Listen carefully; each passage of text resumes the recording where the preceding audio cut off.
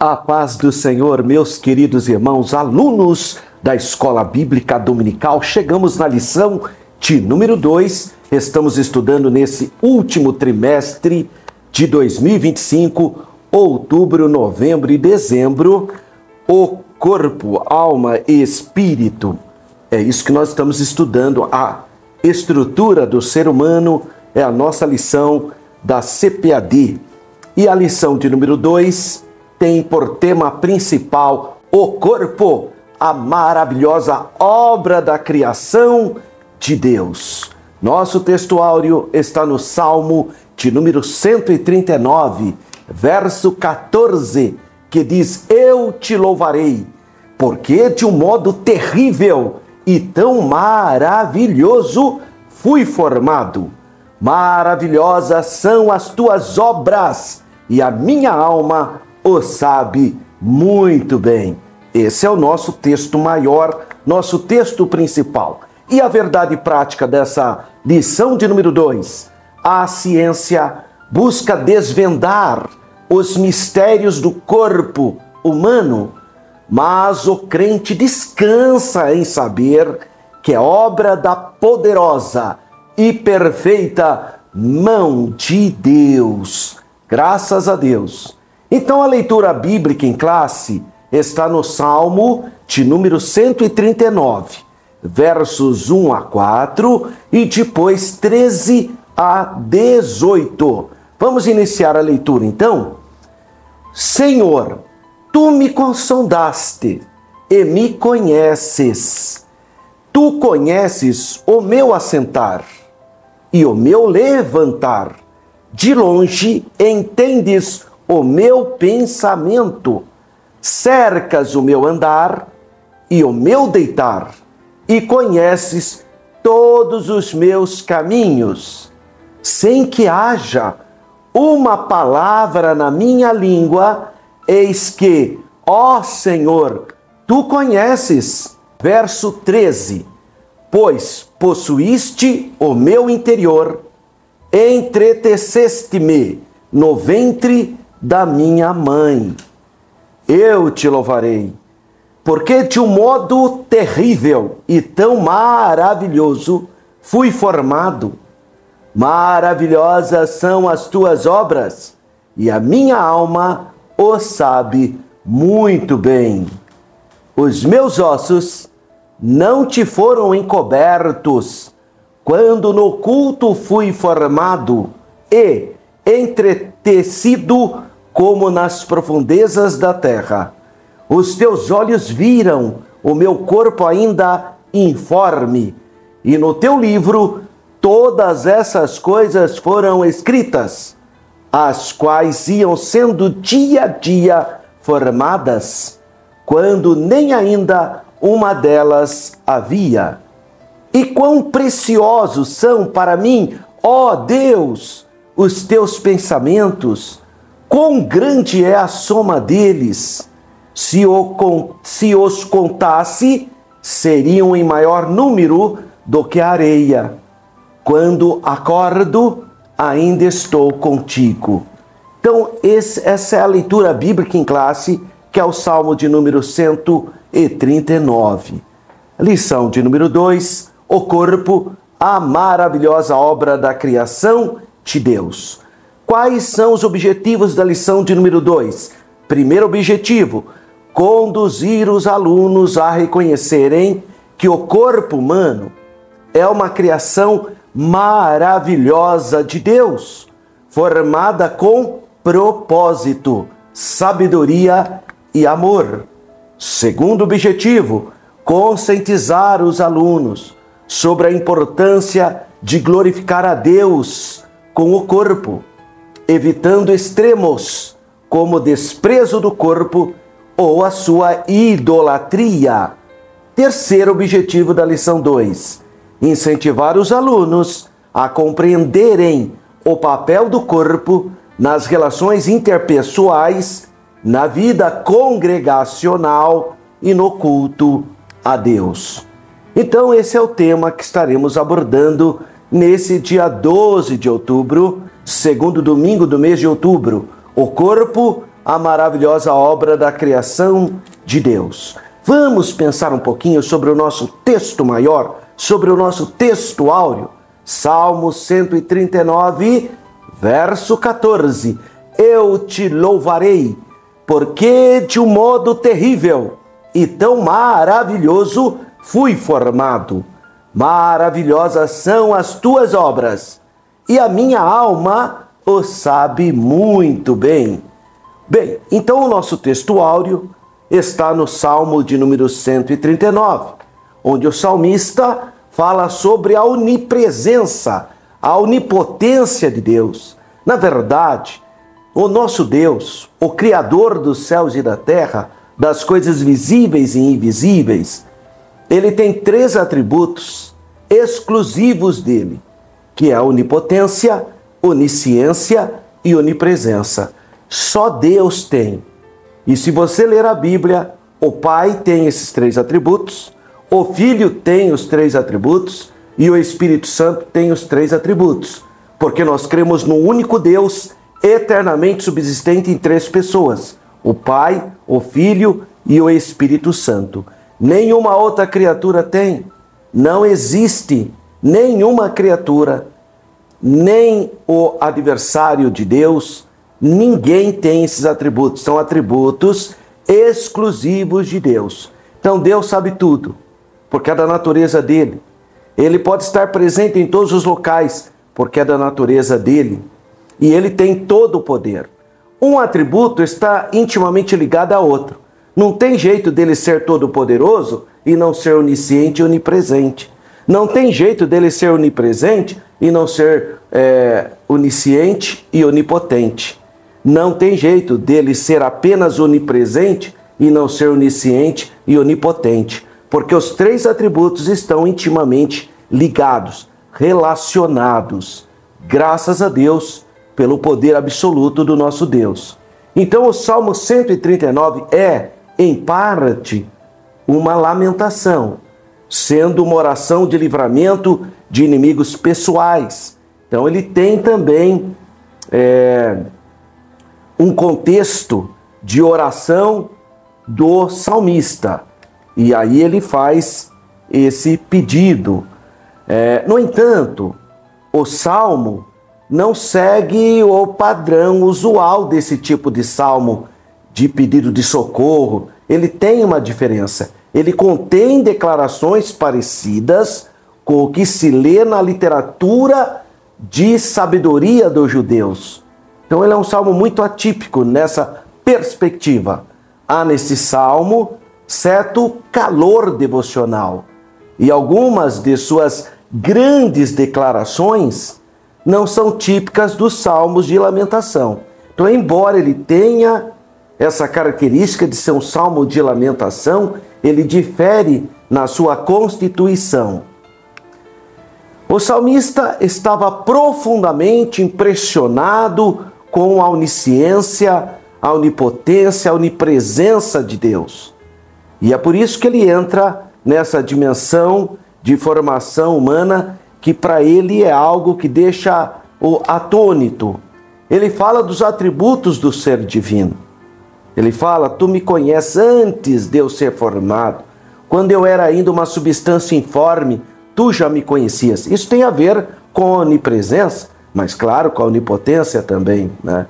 Então ele fala dos atributos do ser divino que ele encontrará em sua própria experiência. Por isso que ele fala, tu me conheces, tu sabes quem eu sou. Então, como se fosse uma fala de louvor muito pessoal. E essa experiência você encontra também, não só nesse salmo, mas também nos escritos dos sábios. Este salmo originou-se na alma do autor sacro, do autor sagrado. Então, não é simplesmente uma teologia formal, mas é um salmo que nasceu de uma experiência profunda do salmista com o seu Criador. Este homem estava envolto em Deus e não disse coisa alguma sobre a história de Israel, e sobre as maravilhosas obras de Deus nessa história. Não é isso que ele vai falar no Salmo 139. Ele também não falou sobre o culto do tabernáculo, que é muito presente nos Salmos, pois o templo de Deus aqui é ele mesmo. E é por isso que ele fala, tu me conheces. E ele vai falar da formação do corpo dele. E aqui a gente lembra do apóstolo Paulo, que vai quebrar um paradigma na cultura judaica. Porque quando se fala em templo de Deus, na mentalidade judaica do monoteísmo bíblico, se pensava no templo, no primeiro templo de Salomão e depois no segundo templo, embelezado e ampliado pelo rei Herodes. Nunca se pensava no indivíduo. Paulo, em 1 Coríntios, capítulo 6, versículo 19, ele vai ensinar os cristãos que nós somos o templo do Espírito Santo. Então ele quebra um paradigma de um conceito pré-existente de que o templo está em Jerusalém. Não, você é o templo de Deus. Olha como muda a perspectiva. E o Salmo 139 fala sobre isso também. Esse tipo de espiritualidade levou então os críticos a atribuir o Salmo 139 a uma data mais avançada.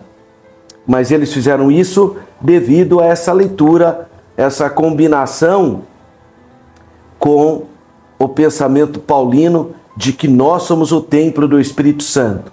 Os Salmos de número 138 até o 145 formam então uma pequena unidade cuja autoria é atribuída ao rei Davi. Então, claro que o 139 então seria a autoria do rei Davi.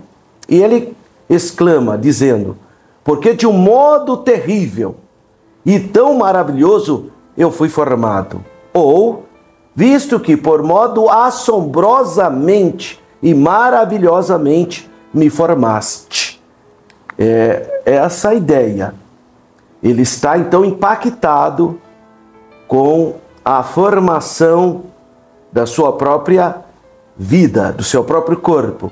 O salmista parou a fim de louvar, a fim de adorar, de agradecer a Deus, que operou de maneira tão extraordinária, tão maravilhosamente na vida humana e cuja providência esteve presente.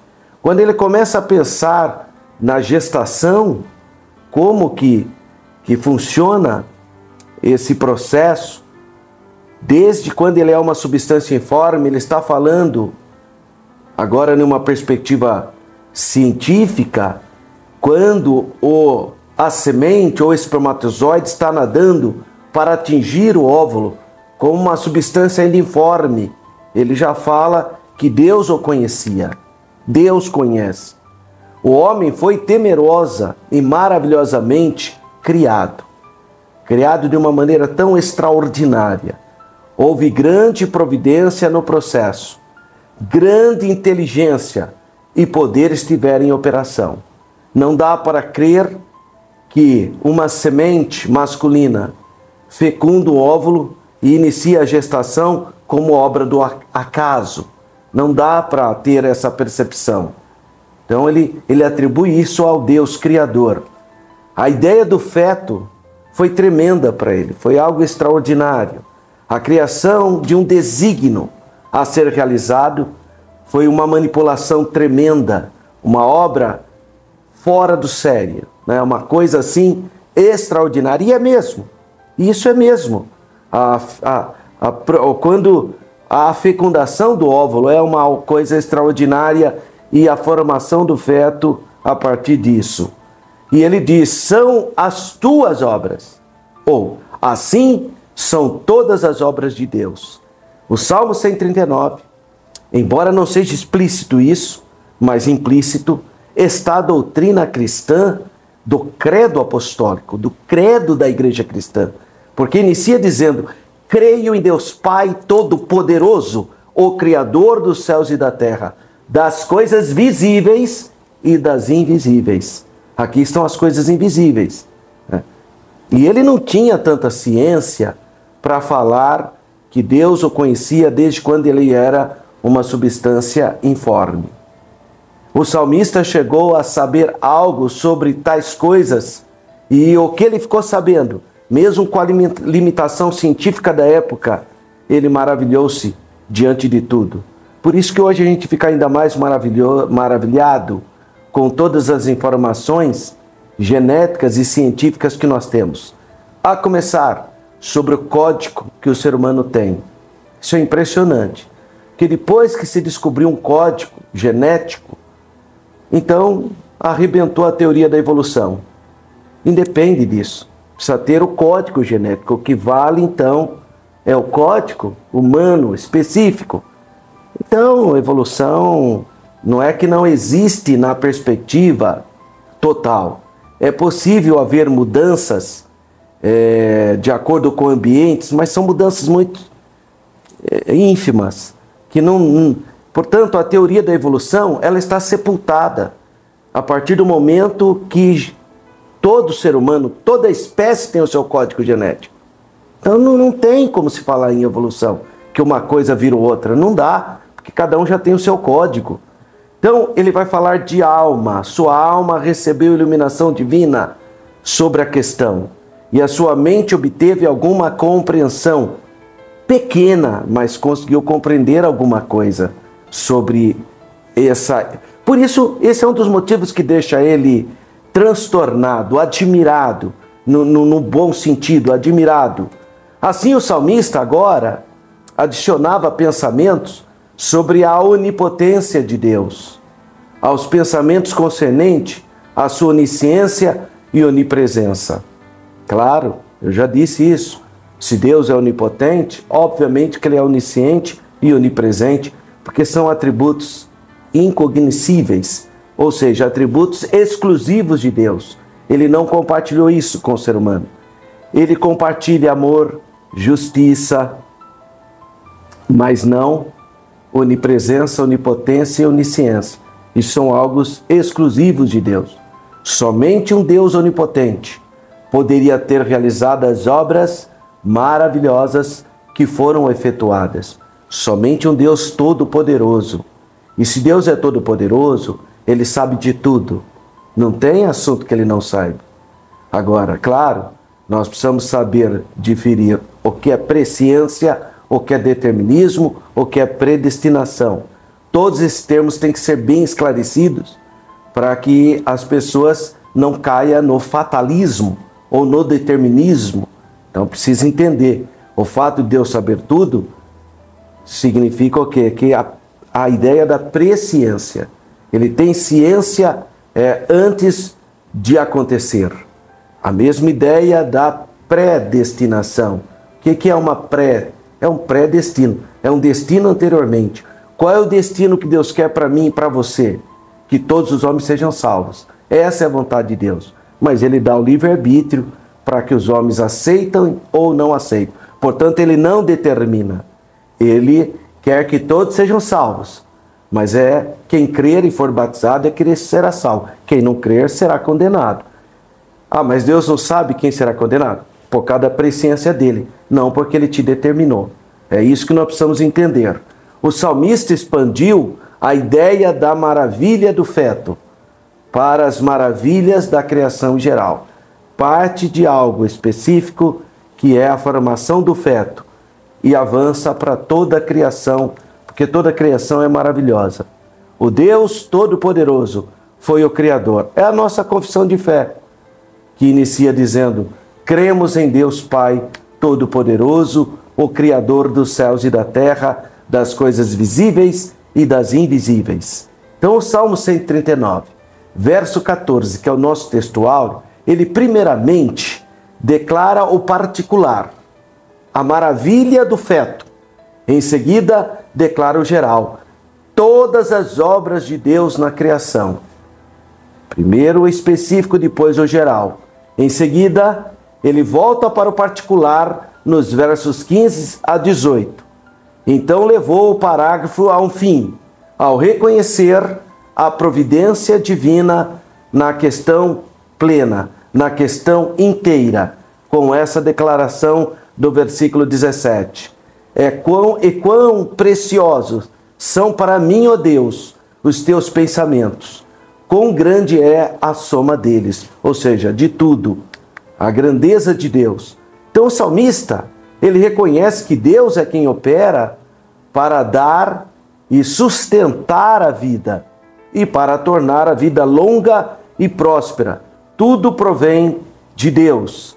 As maravilhas criativas de Deus levam a mente humana a ter temor, a temer, a ter espanto do poder, como Deus opera as suas maravilhas. Então os homens caem admirados, ficam em estado estático, extasiado diante da obra da criação. Ficam maravilhados, perplexos. E quanto mais nossa ciência melhora, quantos mais recursos científicos, tecnologias nós temos, ainda aumenta a nossa admiração. Aí que aumenta mais a nossa admiração ainda. Todas as ciências seguem o pensamento de Deus. E há muitas e notáveis descobertas ao longo do caminho. Tudo que já foi descoberto é impressionante. Isso traz um espanto das grandezas e das complexidades. Verdadeiramente, a natureza é algo assustador quando você começa a fazer um exame de tudo. E o verso 18 do Salmo 139 declara: se me contasse, seria em maior número do que a areia. Quer dizer, quase que é incontável. Assim, o verso 14 e os versos seguintes do Salmo 139 enfatiza que cada pessoa é única, especial, planejada e criada por Deus. Por isso, devemos ter a convicção dessa verdade para nos respeitar e glorificar a Deus, glorificar a obra de Deus em nós, visto que, de um modo terrível e tão maravilhoso, foi formado. Graças a Deus. Então é um salmo muito lindo, muito complexo, tem uma profundidade extraordinariamente. É espantoso imaginar que há 3.000 anos atrás o salmista tenha criado esse poema, claro, inspirado por Deus, inspirado pelo Espírito Santo de Deus, mas de uma profundidade assustadora e que hoje, quando a gente tem a oportunidade de usar os microscópios, os instrumentos, a tecnologia, a gente tem o mesmo sentimento de um homem que não tinha nenhuma tecnologia, basicamente, de 3.000 anos atrás. Então a lição de número 2 fala o corpo, a maravilhosa obra da criação de Deus. Vamos introduzir a lição de número 2, e ele fala que há séculos o racionalismo e o cientificismo procuram explicar a existência humana.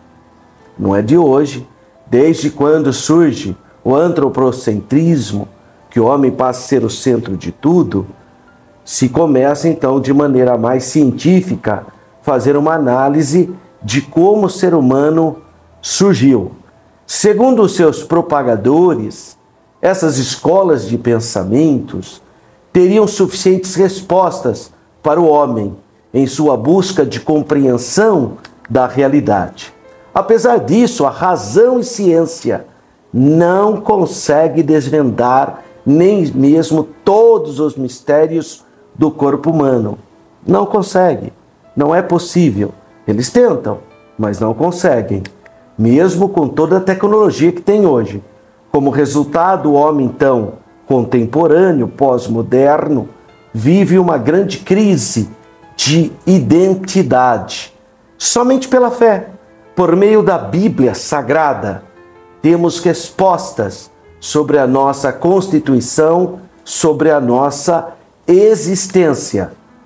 Qual é a palavra, então, chave dessa lição? É o corpo humano. E o primeiro tema dessa lição tem por título A Maravilhosa Obra de Deus. 1.1 Do pó da terra. Então, em sua sabedoria e infinito poder, Deus fez o corpo do homem, do hebraico Adam, que vem Adão, né, o primeiro nome. Admá significa pó da terra, do pó da terra, Adamá, da terra, conforme Gênesis 2:7. É uma estrutura magnífica, composta, segundo estimativas, por cerca de 37 trilhões de células, tecidos, órgãos e sistemas, cujo funcionamento desafia a mais moderna ciência. Se você pegar todas as propriedades do corpo humano, pode pegar, se quiser, é possível. Os cientistas já fizeram isso. Pegaram o corpo humano e começaram a observar do que o corpo humano é feito. Incrivelmente, se você pegar toda a propriedade do corpo humano, você vai ficar surpreso porque ele não tem valor. É impressionante. Você pegar a gordura, tirar toda a gordura de um corpo, talvez você faça um sabão. Sabe, é coisa assim, tirar todo o magnésio, possivelmente, na época antiga, revelaria uma foto, né? Tirar todo o ferro do corpo humano, não dá para fazer um preguinho. Se tirar todo o fósforo do corpo humano, você faz uma cabecinha de fósforo. Então a pele, tudo, se você somar, não tem tanto valor. E o pior de tudo, se você misturar toda essa substância, fica um cheiro fétido. É uma coisa completamente horrível. Então é um verdadeiro milagre todas esses elementos ser transformado em vida como Deus fez. Pegar o pó da terra e fazer um ser humano como nós temos hoje. Então é uma estrutura magnífica, composta, segundo então estudos, 37 trilhões de células. Impressionante isso. Como Criador, valendo-se da matéria-prima tão comum, tão simples, fez uma obra tão complexa, tão completa, tão extraordinária, só Deus mesmo. Isso é um mistério, só pode ser entendido pela fé, como tudo ou mais o que Deus criou no universo. Como a gente pode ver em Hebreus, capítulo 11, versículo 3, Atos, capítulo 17, versículo 22 a 28, Romanos, capítulo 11, versículo 33 a 36, que fala que nós não conseguimos mensurar a mente divina. 1.2, segundo subtópico do tópico 1, Deus é o autor da vida. Hoje as pessoas não querem, muitas vezes, ter a humildade para reconhecer que a Bíblia fala de um Deus criador. Então começa a falar de uma mente inteligente. Os maçons vêm falar do grande arquiteto do universo, o Gadu. Tem cientistas falando sobre o design inteligente, e assim vai. São outras maneiras de, no fundo, falar que existe uma mente por trás da criação do homem, por trás do universo. Mas Deus é o autor da vida. De uma das costelas de Adão, formou o Senhor Deus, a mãe de todos os viventes, Eva, em um corpo igualmente extraordinariamente maravilhoso, porém tão distinto em anatomia, fisiologia e genética. Nós somos diferentes, somos seres humanos, mas temos diferenças. Gênesis 1, 27, 3, 20. Em relação como os descendentes dos primeiros pais são formados no ventre materno, a Bíblia mostra que assim como na formação do primeiro homem e da primeira mulher, Deus é o autor das vidas de todas as pessoas. É o que diz o Salmo 139, mas também o profeta Jeremias, no capítulo 1, verso de número 5 e 1.3, a individualizada formação integral. Deus formou o espírito, a alma e o corpo de cada indivíduo, de cada ser humano, conforme ocorre no ato da procriação que Ele mesmo estabeleceu. Pela união íntima do homem e da mulher, macho e fêmea, gesta, ou pelo menos existe a potencialidade de haver a procriação, conforme Gênesis capítulo 4, versículo 1, Salmo 33, 15, profeta Zacarias capítulo 12, versículo 1 e profeta Isaías capítulo 57, versículo 16. Então a Bíblia fala claramente da existência de vida humana completa, que é o corpo, a alma e o espírito, ainda no ventre. São dos motivos porque com a concepção nós já entendemos que é um indivíduo pleno. E por isso que nós somos contra qualquer tipo de interrupção de gravidez. Porque para nós cristãos, de acordo com a palavra de Deus, a concepção já está o indivíduo ali, espírito, alma e corpo. Gênesis 25, 22, Lucas 1, 15, 39, 44 e Gálatas 1, 15. Isso ressalta a grande perversidade do aborto e aponta para o sublime valor da maternidade, que deve ser cercada de cuidado, de proteção e conduzida em temor, amor e devoção.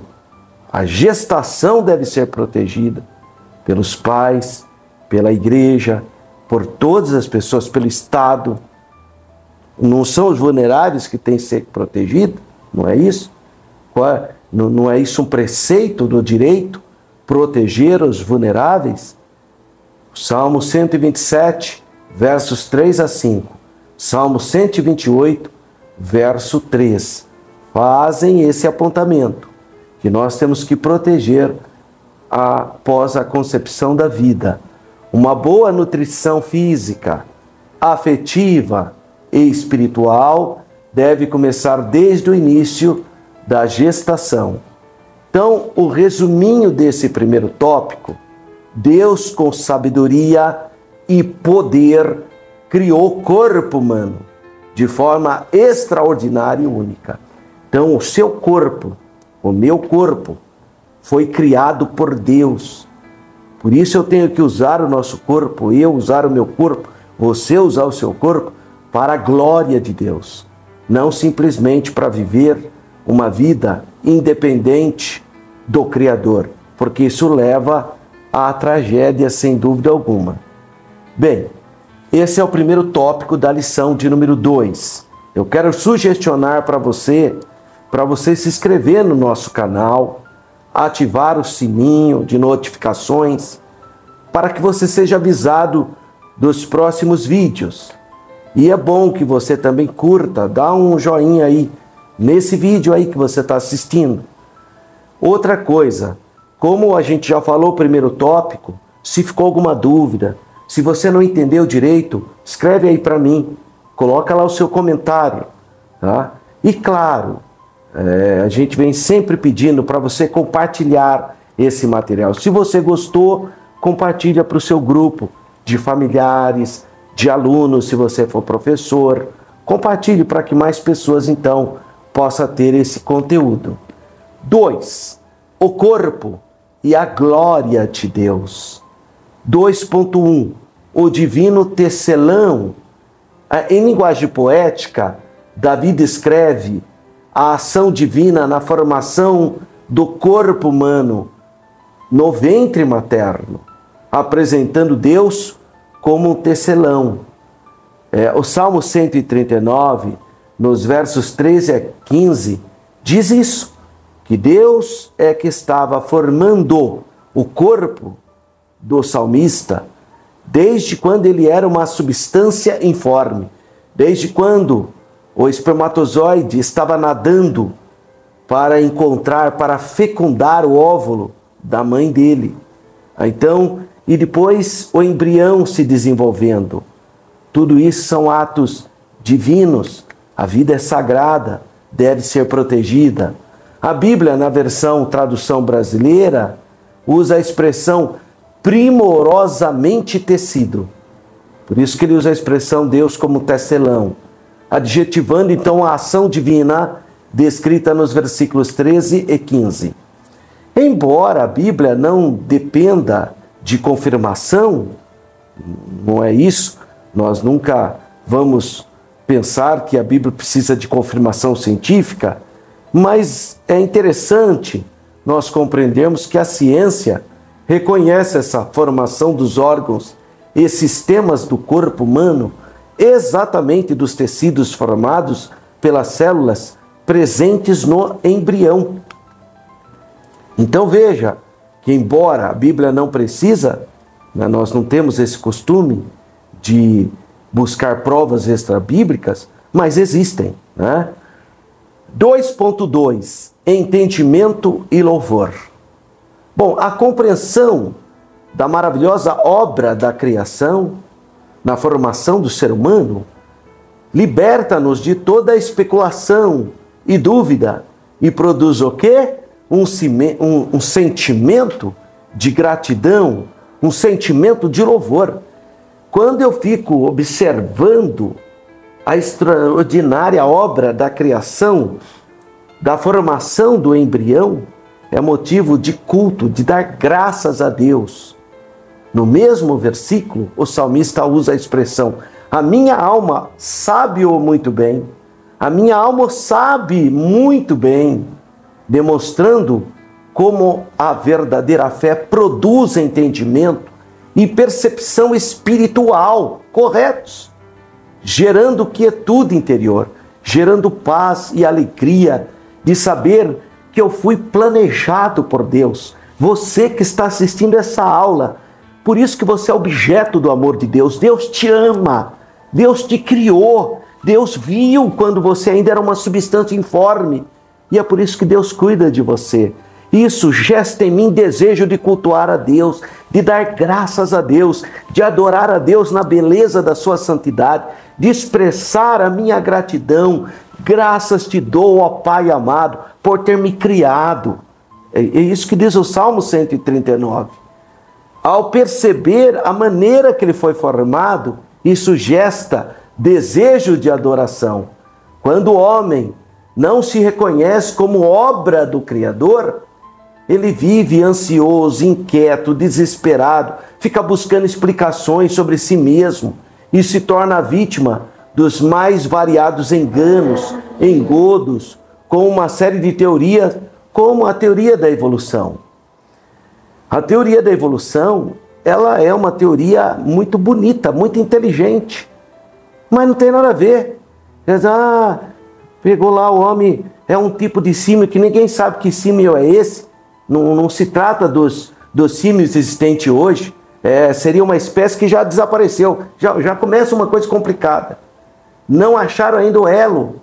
Aí, foi evoluindo. Mas se nós temos um código genético, foi evoluído do quê? Então, vira uma confusão. Mas é uma teoria que a ciência se apegou porque ela não tem a humildade de aceitar a fé bíblica. Então ela precisa de alguma coisa. Vamos pegar essa mesmo. Não tem outra, né? Não tem, porque a partir do momento que você tem um código genético, não tem mais sentido a ideia do evolucionismo.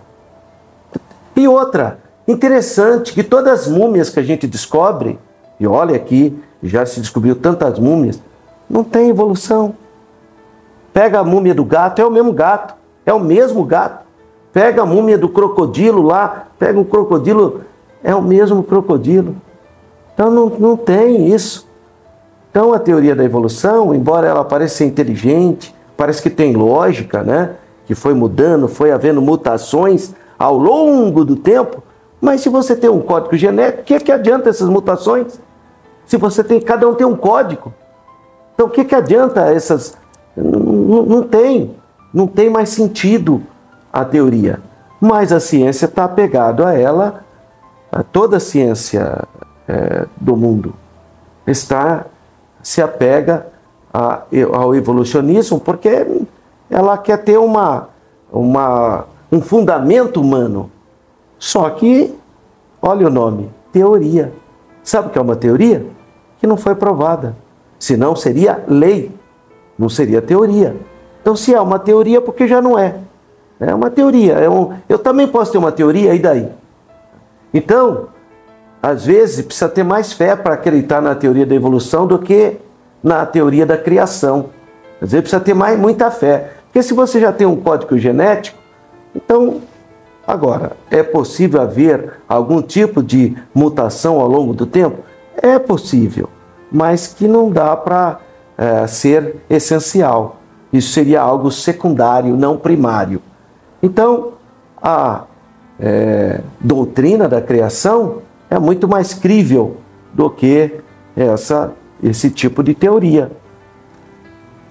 E esse tipo de teoria, agora tem outra, né? Não é mais só a teoria da evolução, agora também tem a teoria extraterrestre, que a vida veio de fora, tá? Então não tem só essa teoria da evolução. Hoje se trabalha, eu vejo muito isso naqueles canais históricos, né? No History Channel, do Geographic, Natural Geographic. Tem hoje uma série de canais que exploram que a vida veio de fora da Terra. É teoria também, tudo teoria. Depois eles vão querer falar aonde você viu, você crê que Deus criou o homem. Mas você também crê em teorias, do que você está falando? Teoria por teoria, eu prefiro ficar com uma teoria, ué. Já que é tudo teoria, qual é o problema eu também ter uma crença? Então, se for para discutir, isso eu falava, eu sou professor de história, e quando eu ia dar aula para os alunos, eu abri o jogo, falava, a teoria que a ciência propõe é a teoria da evolução. Eu ensinava direitinho, é assim que funciona, não é qualquer símbolo, que às vezes os irmãos vêm com essa história, né? Se o seu avô é macaco, meu, não é tudo bobagem. Isso é assunto furado, irmão. Porque a teoria da evolução não é tão absurda assim, achando que é de qualquer símio. Não, tem um símio específico. Tá? Então é uma teoria.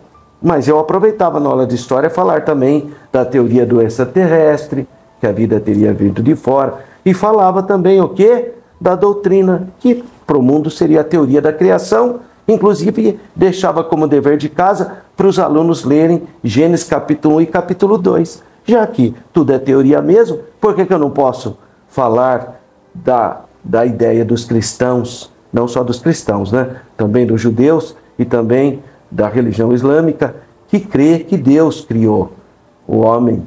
Então, são possibilidades, já que tudo é teoria, né? Então, vou ficar no campo das teorias, mas hoje a gente sabe, tem um livro interessante, se você quiser ler, ele chama A Caixa Preta de Darwin. E ali ele desconstrói a teoria da evolução, provando com provas científicas modernas que hoje não é mais honesto intelectualmente depender da teoria da evolução. Então tá aí a Caixa Preta de Darwin. Você pode comprar e ler. Tem um monte, só dei um exemplo. Então Davi declarou, eu te louvarei, porque de um modo terrível e tão maravilhoso fui formado. É o Salmo 139, 14, né? Eu te louvarei. Quer dizer, quando você descobre, inclusive cientificamente, quando você olha lá no microscópio, quando você vê através de poderosos instrumentos que você consegue ver a fecundação e o desenvolvimento do feto, você glorifica a Deus. Só Deus pode fazer aquilo, não tem ciência que possa fazer aquilo. No mesmo versículo, o salmista usa a expressão, a minha alma sabe muito bem. E no fundo todo mundo sabe. Não adianta, os cientistas já pegaram uma sementinha, igualzinha a sementinha, qualquer semente. Vamos dar um exemplo, um feijão. A ciência já criou um feijão igualzinho, só que não tem vida. O feijão natural você planta, nasce. Aquele que foi criado não tem. Não tem jeito de você criar uma semente com vida, não. Você pode criar uma outra semente, né, genérica para combater pragas, etc. Mas a vida é de uma semente já existente. Agora, criar algo do nada, você pode fazer igualzinho, mas não vai ter vida nunca. Não tem. São que nem esses robôs, né? Faz um robô, ele também fala, mexe e tudo, mas não tem vida, né? É um robô, é mecânica, né? Então, nessa perspectiva, o salmista demonstra como a verdadeira fé produz. Produz o quê? Entendimento e percepção espiritual corretos. A hora que você vê a profundeza da criação, Mas isso não precisa ser corpo. Nós estamos discutindo, falando aqui do embrião.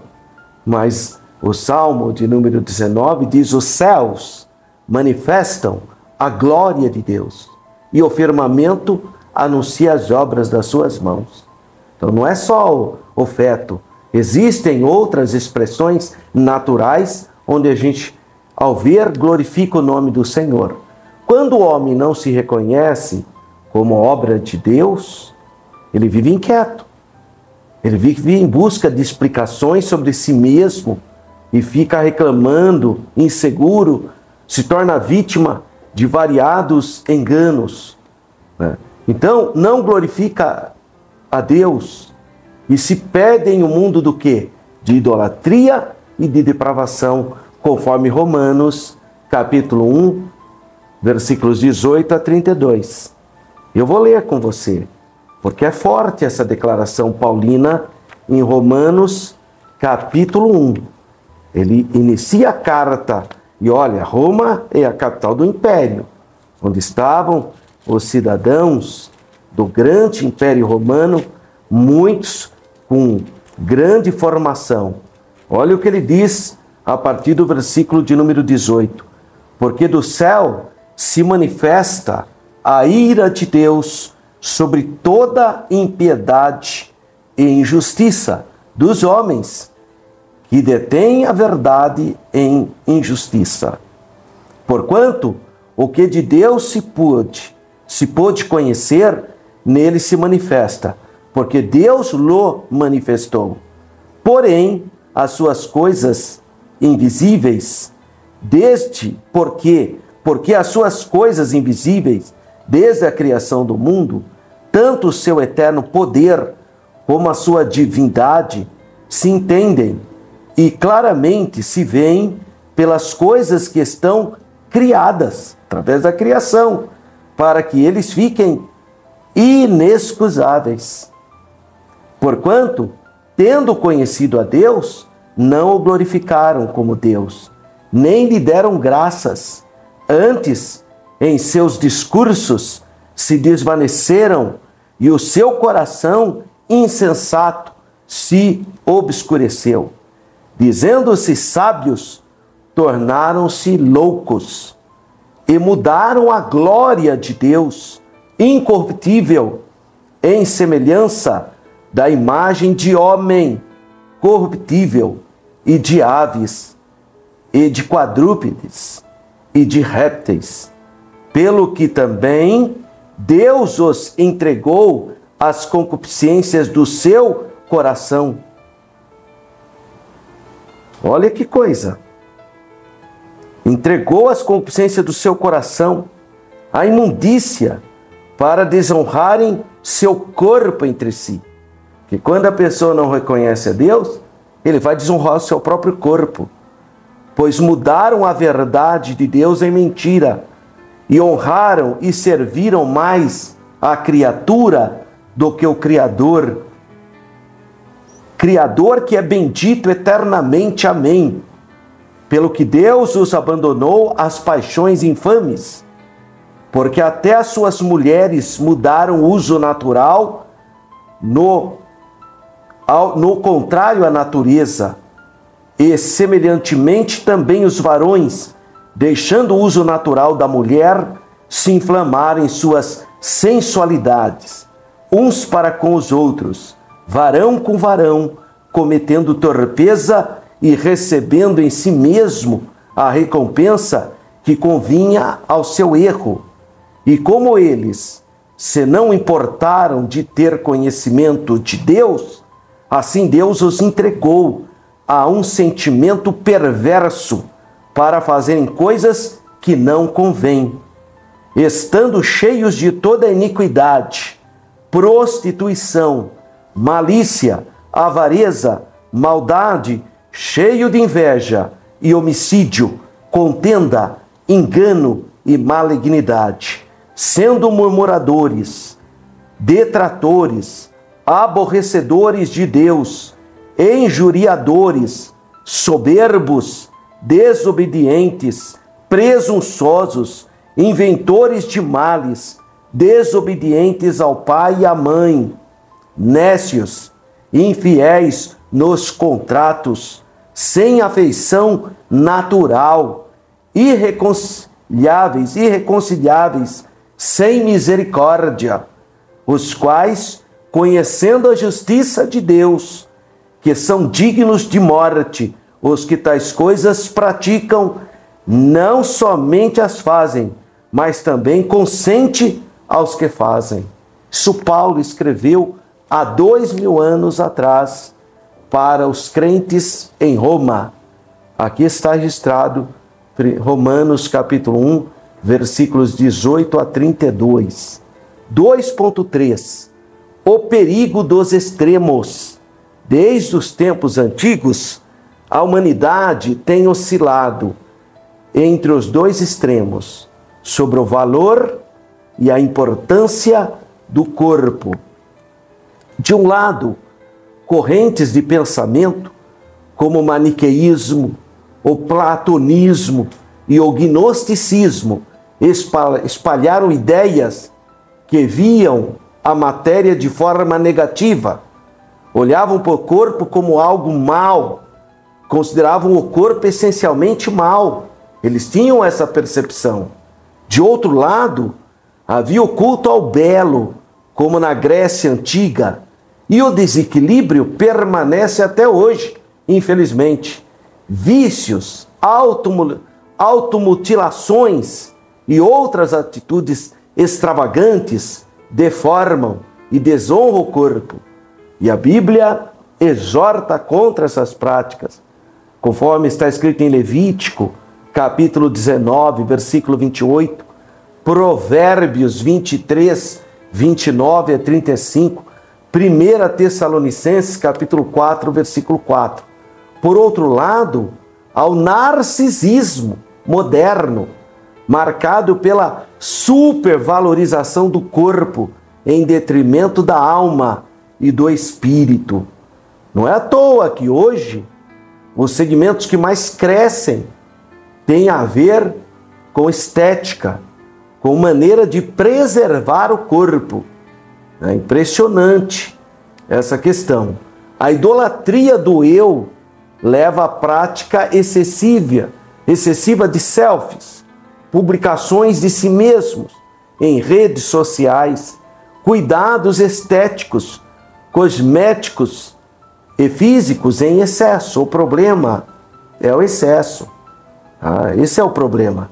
2 Timóteo 3:2, 1 Pedro 3:3 a 5, vai exortar contrário a tudo que é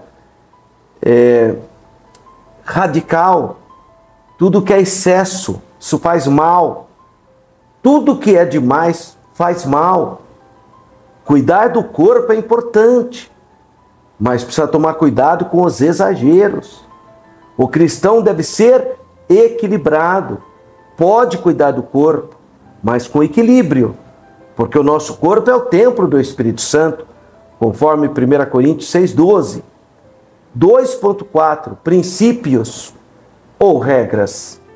Quando falamos então no corpo, temos a tendência de logo de pensar em regras, mas o viver cristão moderado consiste acima de regras, mas na obediência de princípios bíblicos.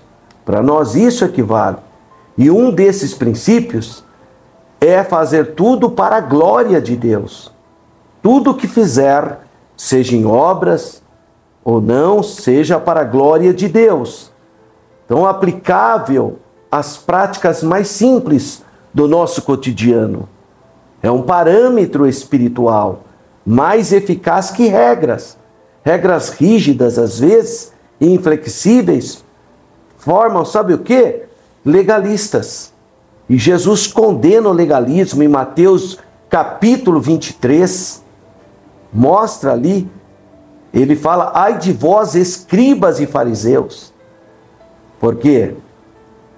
Ficava seguindo regras, mas interiormente era uma coisa muito feia. Então devemos sempre refletir o que fazemos com o nosso corpo, se isso glorifica a Deus ou visa agradar o nosso próprio egoísmo. Temos que fazer essa leitura.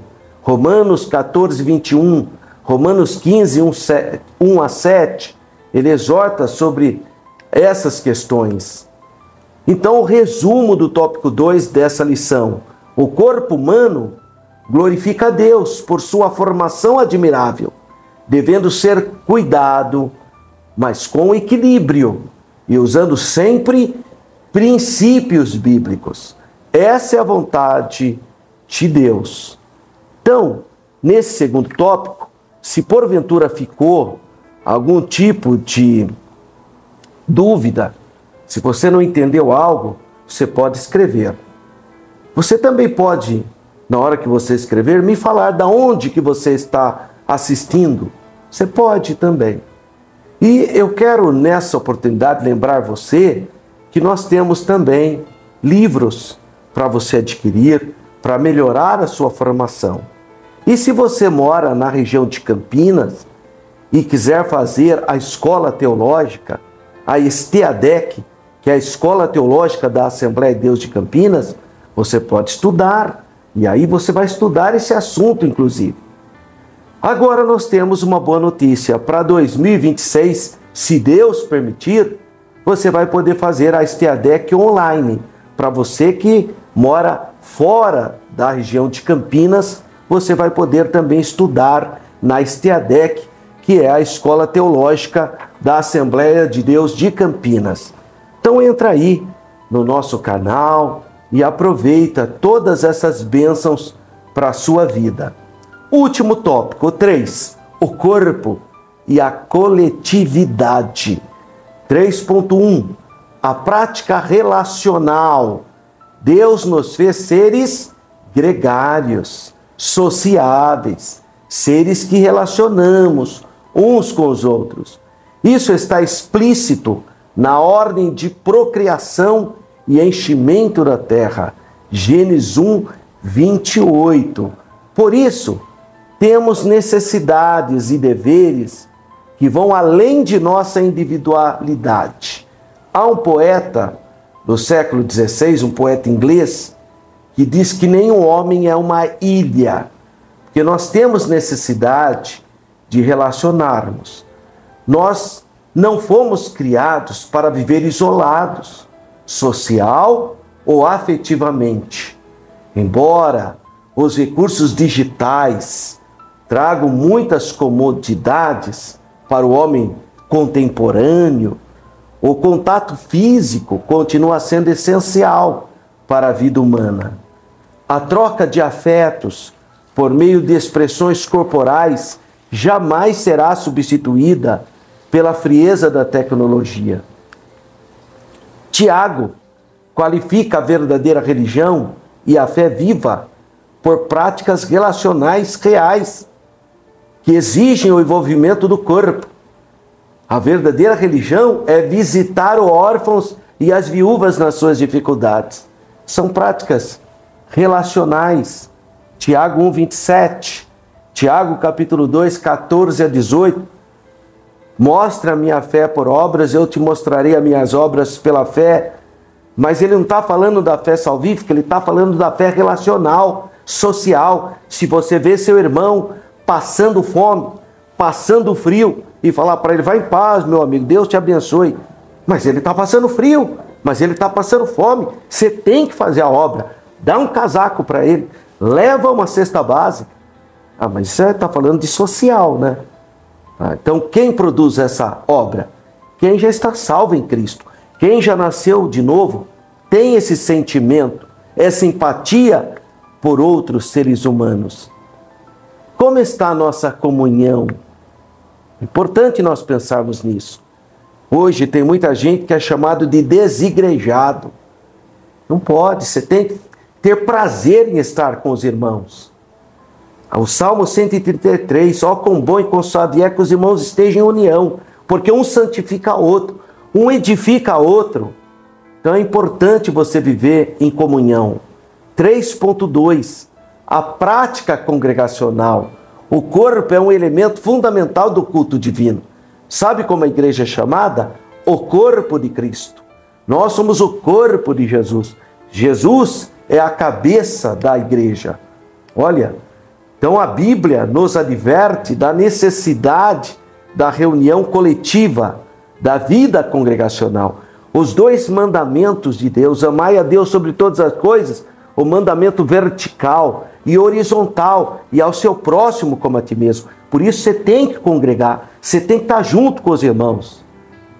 Ah, irmão, mas a igreja tem muitas falhas. Sim, onde a gente pessoas tem falhas. Enquanto nós estivermos na igreja militante, nós teremos os problemas. Agora, quando nós estivermos na igreja gloriosa, aí não haverá mais os problemas. Muitos têm sido reduzidos e enganados pelos falsos discursos dos que criticam a igreja como instituição, sugestionando o cultivo de uma fé isolada, de uma fé virtual, de uma fé individual. Não é isso que a Bíblia fala. E é até bom, a Bíblia fala que haja entre vós heresias para que os que são fiéis se destaquem. É isso que Paulo fala aos Coríntios. Então, nós não temos ilusão achando que o corpo é perfeito. Não. É por isso mesmo que tem pastores. A Bíblia fala que tem mestres, profetas, doutores para o aperfeiçoamento do corpo. Porque não é perfeito. Sejamos sábios e prudentes. O movimento dos desigrejados é completamente antibíblico e altamente prejudicial à verdadeira fé cristã. Efésios capítulo 4, 1, 3, 1 Tessalonicenses 5, 11 a 15. E finalmente, a tecnologia e culto, que é o tópico 3.3, o subtópico 3.3. O corpo precisa não apenas estar presente no templo, mas desenvolver-se ou envolver-se diretamente no culto, tanto no Antigo Testamento quanto no Novo Testamento. É enfatizado o aspecto corporal intenso na hora da adoração. Você pode ler 2 Crônicas, capítulo 7, versículos 1 a 4, o Salmo 27, verso 4, o Salmo 100, versos 2 a 4, Atos dos Apóstolos, capítulo 2, versículo 31 a 47. Então Deus quer a expressão de todo o nosso corpo, a integralidade da nossa vida, para louvar o seu santo nome, de todo o nosso ser. Os recursos tecnológicos da atualidade, como celulares, telões, drones, tablets, são muito úteis, mas ser usados com moderação. Eles podem nos distrair se não for usado de acordo. A pessoa, ao invés de estar atento no culto, acaba perdendo a comunhão. Até a educação secular já percebeu isso, os prejuízos do celular. Por que você acha que está sendo proibido da criança entrar com o celular na sala de aula? Porque se distrai. Agora pode-se usar para uma atividade, né, educacional também. Eu vi uns irmãos da nossa igreja aqui em Campinas, jovens. Eles fizeram evangelização, passaram um tempo, um sábado todo, com os celulares ligados, né? Pediram para colocar a Wi-Fi na igreja, para eles poderem estar evangelizando através dos grupos de amizades. Eles levaram mensagens. Então, é uma tecnologia sendo bem usada, graças a Deus, né? Então, para nós fecharmos essa aula, a verdadeira adoração ao Criador abrange a integralidade do indivíduo, espírito, alma e corpo, o corpo também, todo o nosso ser, todo o nosso ser. Romanos 12, 1, culto racional, né? Ou Coríntios, que fala que nós somos o templo do Espírito Santo. Reconhecer-se como obra das poderosas mãos de Deus leva-nos a nos render, a adorar, a reconhecer a soberania de Deus, o seu eterno poder. Que saibamos possuir o nosso corpo em santidade, em honra, como diz Tessalonicenses 4:4. Que nós possamos ter essa percepção, que o nosso corpo é o templo do Espírito Santo. Por isso eu vou cuidar dele, eu vou me esforçar, eu vou ter uma disciplina, mas com sabedoria, com equilíbrio, para que o nome do Senhor seja glorificado no meu corpo também. Que Deus continue abençoando a sua vida, que você tenha esse discernimento. Próxima lição, o corpo e as consequências do pecado. Isso é o estudo da próxima aula, lição 3, dia 19 de outubro. Mais uma vez eu quero te lembrar, esses livros estão disponíveis para você e você pode adquiri-los acessando o site, acessando o link do Mercado Livre, está aí à sua disposição. Você pode então entrar e adquirir esse material, ou adquirir diretamente da Esteadec, que é a Escola Teológica da Assembleia de Deus de Campinas. Geografia Bíblica, Jerusalém no Imaginário Religioso e História do Povo Judeu. São livros de minha autoria que estão disponíveis aí para você também ter a sua biblioteca com bom material pedagógico. Foi muito bom estar com vocês, mas eu quero pedir para você, não deixa de inscrever no canal. Se você ainda não apertou o sininho aí, ó, aperta para que ele possa te avisar dos próximos vídeos, das próximas aulas. Curta, dê um joinha aí, é importante que você curta. E deixe um comentário, se você gostou da aula, se você não gostou da aula, se você tem alguma coisa a acrescentar. Para nós é uma alegria. Qualquer dúvida, está aí o nosso contato. Você pode então participar.